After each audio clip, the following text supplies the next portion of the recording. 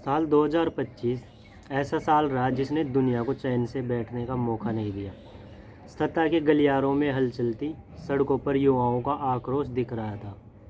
आसमान में युद्ध के बादल छाए हुए और ज़मीन पर आस्था का सागर उमड़ा था। कहीं राष्ट्रपति की वापसी वैश्विक राजनीति को हिला दिया, तो कहीं एक विमान हादसे ने पूरी दुनिया को शोक में डुबा दिया।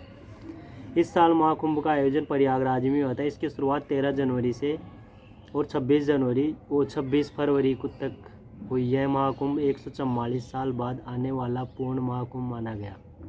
इस बार के भीड़ इतिहास में इतनी बड़ी भीड़ रही, करीब 66 करोड़ लोग पहुंचे। इतनी विशाल संख्या में लोगों का एक साथ इकट्ठा होना प्रशासन, सुरक्षा, स्वच्छता, मार्ग व्यवस्था, पानी, बिजली व शौचालयों जैसी बुनियादी सुविधाओं के लिए एक बड़ी चुनौती थी। इसलिए आयोजकों को कुंभ नगर नाम से अस्थायी शहर बनाना पड़ा। और देखिए एयर इंडिया फ्लाइट क्रैश। 12 जून को दोपहर 1:38 पर एयर इंडिया की Boeing Dreamliner flight AI-171 Ahmedabad से लंदन गेटविक के लिए टेक ऑफ हुई। फ्लाइट में कुल 242 लोग सवार थे। टेक ऑफ के लगभग 32 सेकंड के बाद ही प्लेन एक हॉस्टल की इमारत से टकरा गया। विमान में सवार 242 लोगों में से केवल एक यात्री विश्वास कुमार रमेश ही बच पाए। इसके साथ ही ज़मीन पर भी कम से कम 19 लोग मरे हुए, कई घायल हुए।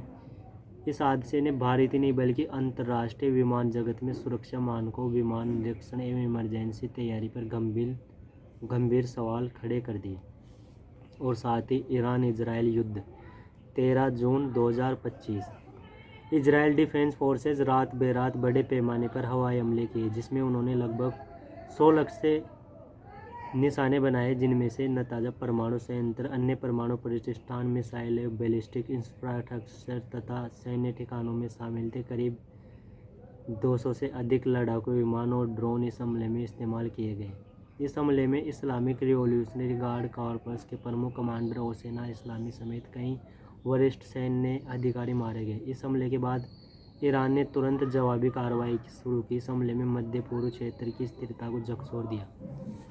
और वर्ष 2025 ऐसा साल रहा जिसने भविष्य की पटकथा लिख दी। और 20 जनवरी 2025 को ट्रंप अमेरिका के 47वें राष्ट्रपति बन गए थे। और देखा जाए तो नेपाल जेनजी प्रोटेस्ट ये हुआ था 9 सितंबर, ये होता है शायद 8 सितंबर 2025 को। इस आंदोलन की शुरुआत हुई जब नेपाल सरकार ने देश में 26 बड़े सोशल मीडिया प्लेटफॉर्म पर प्रतिबंध लगा दिया। इस फैसले को युवा पीढ़ी के लिए अभिव्यक्ति की स्वतंत्रता पर हमला माना गया। युवाओं की नाराजगी पुराने समय से चल रहे आ रहे भ्रष्टाचार, भाई भतीजावाद, चल ठीक है कोई नहीं, छोड़ो यहाँ तक काफ़ी।